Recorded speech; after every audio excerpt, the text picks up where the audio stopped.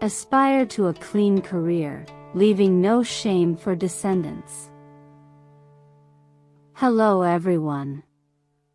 Welcome to Encountering Chinese, Case Stories, Cases Judged by Bao Gong. Today, I'm going to bring you a story called Abandoned Garden.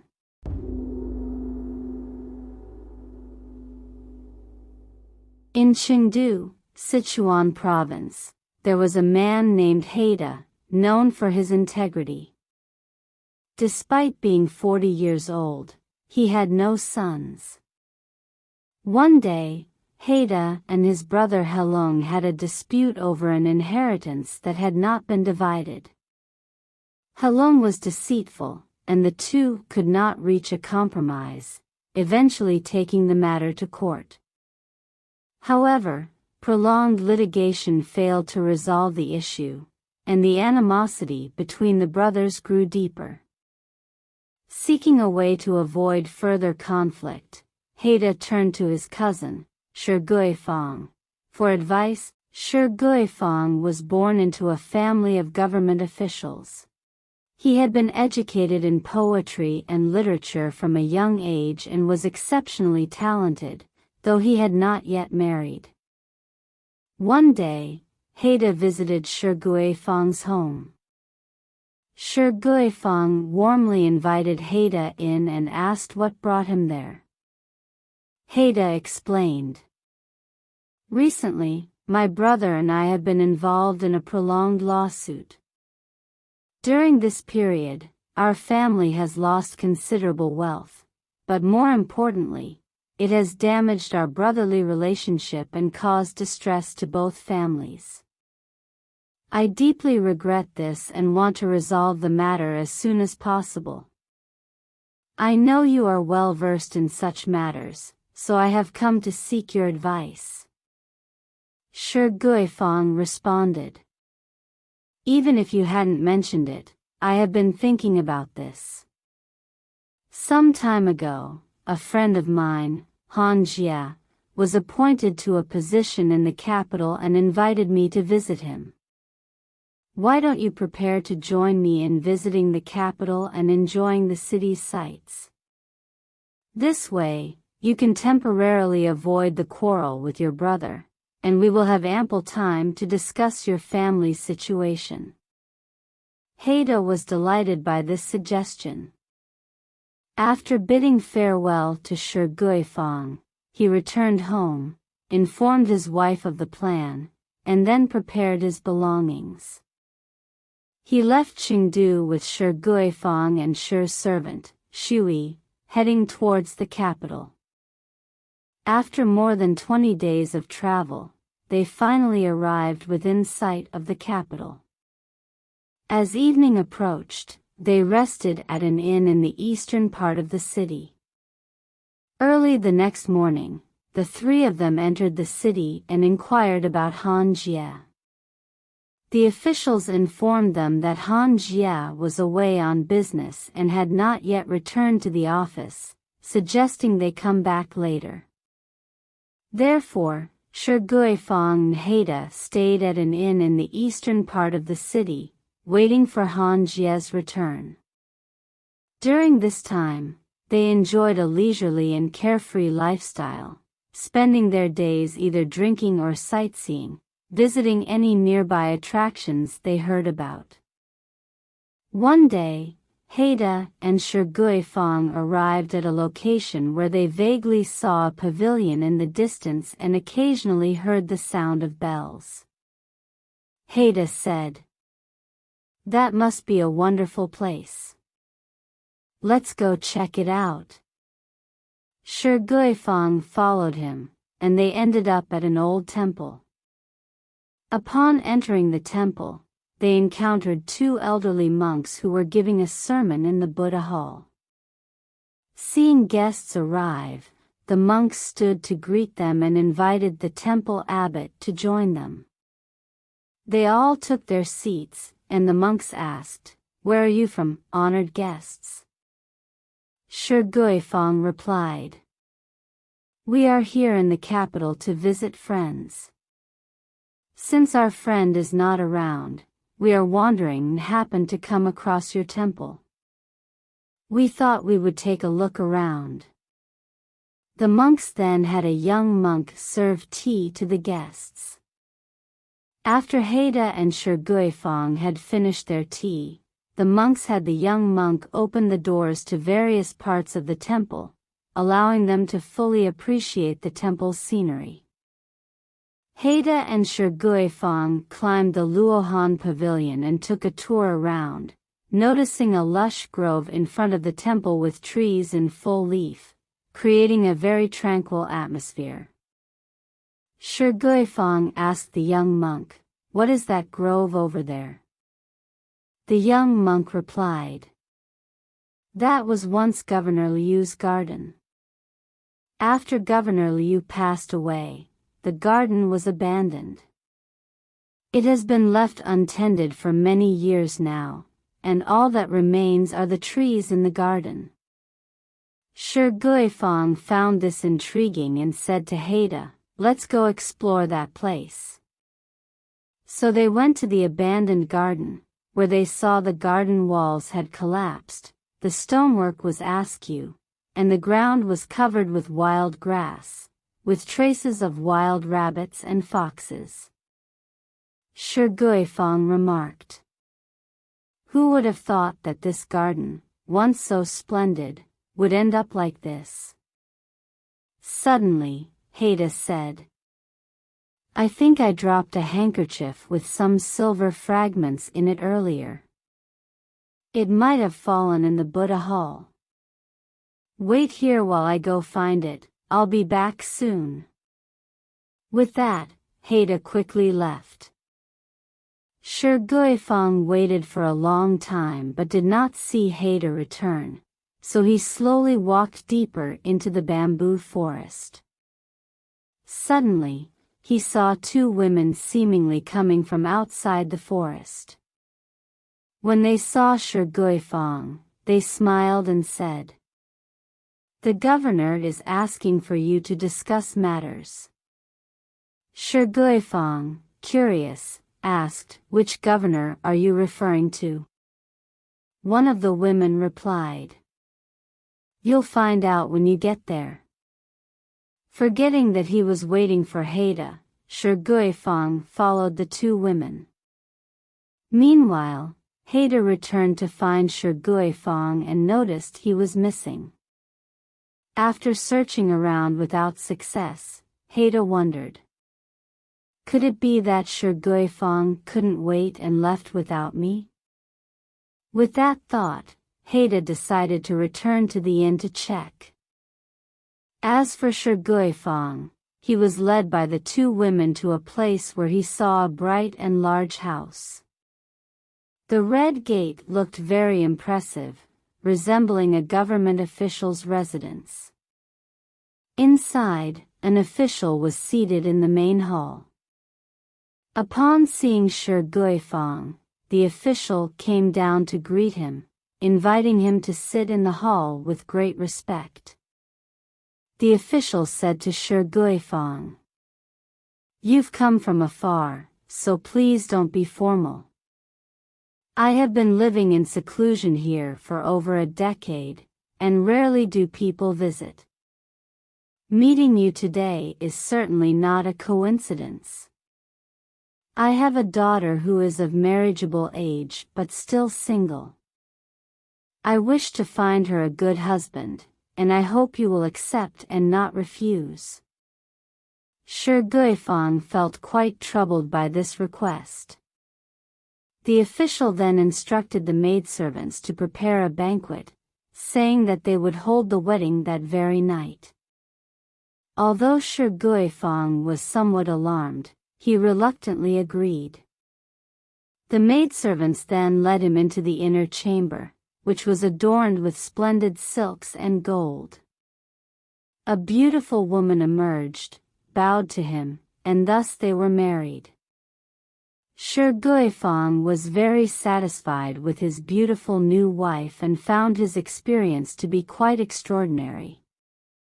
Afterward, he never saw the magistrate again and spent his days in joy and leisure, surrounded by the maidservants.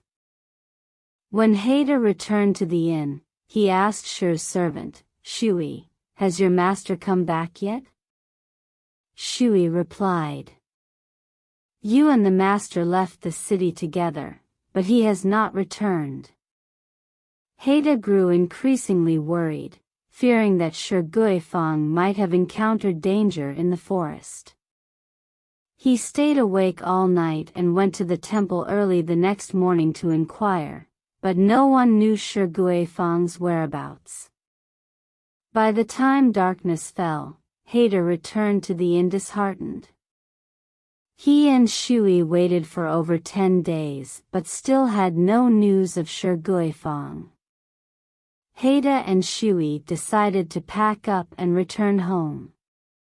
However, back in his hometown, Haida still had unresolved legal issues. Upon learning of Haida's return, Halong inquired about Shi Guifang's whereabouts and then reported Haida to the authorities, accusing him of murdering Shi Guifang. The county magistrate investigated the case, detained Haida, and imprisoned him. Harboring hatred against his brother, Halong bribed officials to expedite the investigation.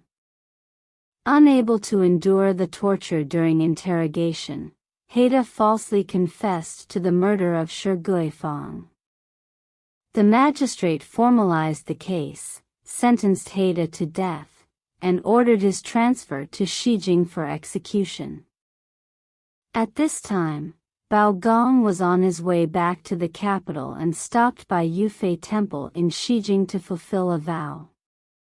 Walking through the streets of Shijing, he noticed a large crowd gathered ahead and asked his accompanying constable, "Why is there such a large crowd up ahead?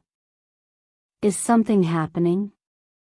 The constable reported, "There will be a batch of death row inmates executed at the execution ground today." Gong listened carefully and heard that among the prisoners there were cries of innocence. He immediately instructed the constable to notify the executioner to halt the execution.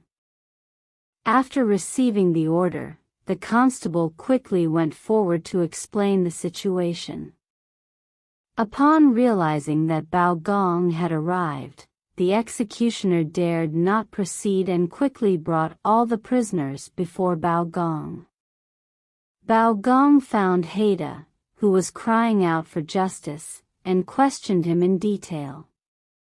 Haida recounted the entire story through tears. After hearing Haida's account, Gong ordered that his family be brought to Kaifeng for questioning. However, his family insisted that Haida had no motive to kill Shi Guifang and claimed they had no idea where Shi Guifang might be now. Gong found the case full of doubts and decided to detain Haida in prison while further investigations were conducted. The next day, Gong ordered the officers to close the Kaifeng prefecture. Disguised as a scholar in green robes, he, along with Constable Shueba and servant Shui, went directly to the ancient temple where the incident occurred for an investigation. Coincidentally, at that moment, 2 monks were chatting with the abbot. Upon seeing the 3 strangers, the monks immediately rose to greet them and made arrangements for the guests to sit down. The monk asked, "What brings you to our temple?" Gong replied, "We have traveled here from Sichuan and are exhausted. We were hoping to rest here for the night. Please allow us to stay." One of the monks said, "If you don't mind our humble accommodations, please feel free to stay with us." Gong then wandered around the temple. While walking alone in the corridor, he saw a young monk come out and smiled, saying, "Could you show me around? I will give you some copper coins to buy some fruits. The young monk, noticing Bao Gong's dignified demeanor, respectfully smiled and said, "This spring, 2 scholars visited the temple. One of them mysteriously disappeared afterwards. Did you come alone today?" Bao Gong, intending to learn about Haida and Shigui Fang, inquired gently. The young monk, not hiding anything, detailed the events. The young monk then led Bao Gong to the front of the mountain gate and pointed to the nearby woods, saying, "Look at that abandoned garden. I often hear people say that there are monsters in the dense forest that can confuse people." After those 2 scholars went in, one returned to the temple while the other disappeared and has not been found since. Bao Gong took note of this information and then returned to the temple. The next day, Bao Gong, accompanied by Constable Shueba and servant Shui, entered the forest for further investigation. The surroundings were desolate and silent, with a chilling breeze blowing through. As they ventured deeper into the woods, Bao Gong, puzzled, suddenly heard laughter coming from deep within the forest. Braving the thorns, he continued forward and saw a group of women surrounding a man who was drinking on the stone steps. Upon hearing Bao Gong's loud reprimand, the women quickly scattered, leaving the man, who seemed dazed and unaware, sitting alone on the steps. Bao Gong instructed Constable Shueba and Shui to take the man back to the office. A few days later, after treatment, Shigui Fang began to recover and expel large amounts of foul, toxic fluid. Bao Gong questioned him in detail and learned that this man was indeed the missing Shigui Fang. Bao Gong immediately held a court session, ordering constables to bring Haida's brother Helong and other involved parties to the courtroom for detailed questioning about Shigui Fang's disappearance. Shigui Fang recounted the entire incident, becoming emotional and tearful as he spoke. Bao Gong remarked, "If I hadn't seen it with my own eyes, who would have believed such bizarre things could happen in an abandoned garden?" He then interrogated Helong, saying, "It seems you did not know whether Shigui Fang was alive or dead, yet you deceived the county magistrate and made him believe for certain that Haida killed Shigui Fang. Now that Shigui Fang is standing here alive, you cannot escape your guilt." Haida cried out, "My brother Helong, over the division of family property, has been in conflict with me for years. His hatred gradually made him lose his conscience, leading him to want to have me killed through this scheme." Bao Gong found his statement accurate and reasonable. He then rigorously interrogated Helong, whose confession matched Haida's account. In the end, Bao Gong documented the case. Helong was punished with 100 strokes and was sentenced to serve as a soldier on the frontier. The officials who had accepted bribes from Helong were also severely punished, stripped of their positions, and permanently barred from official service. Shigui Fang and Haida, found innocent, were immediately released and sent home. Alright. Today's case story, Abandoned Garden, concludes here. If you enjoyed it, please like and subscribe. Feel free to leave your comments and share with others. See you again in the next issue.